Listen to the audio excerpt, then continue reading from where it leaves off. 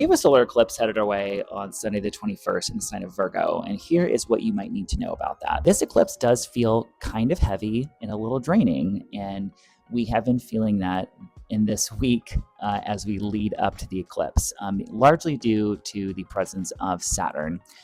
Saturn is planet of tough lessons and grit, delays, limitations, like what is really realistic.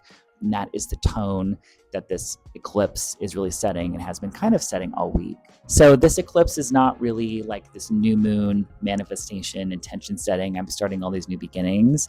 There can be beginnings that certainly come in, but it's sort of after realistically assessing the situation, looking at what you can let go, clear out, clearing out stagnant energy, clearing out clutter, clearing out what is toxic for you.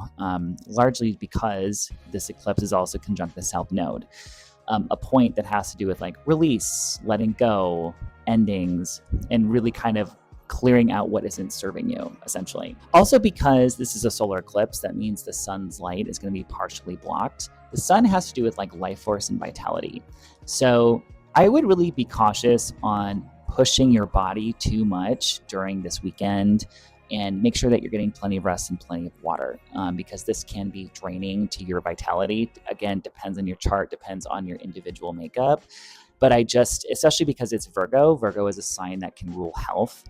This is a weekend to really watch it and to really pay attention to your body and make sure that you're getting plenty of rest and plenty of water. And if you just feel a little weird, it's sort of like energetically, we're getting a little bit of a reboot and a little bit of a reset. Like whenever you restart, any kind of electronic device, it takes a minute for it to power down and for it to power back on. That's kind of what's happening on an energetic collective level right now. You'll also want to pay attention to the topics of the Virgo part of your chart. We all have Virgo in our chart somewhere, even if you don't have planets or points in the sign of Virgo. The sign Virgo rules a house or a life area in your birth chart. I talk about that a little bit on my YouTube channel, where I break it down for each sign, and on my podcast as well. If you have a lot of stuff going on in Virgo, Pisces, Sagittarius, Gemini, you are likely to feel this eclipse a little bit more profoundly as well. Also, eclipses can feel like interruptions to the daily flow of life. Eclipse time is just a weird time, can be an intense time.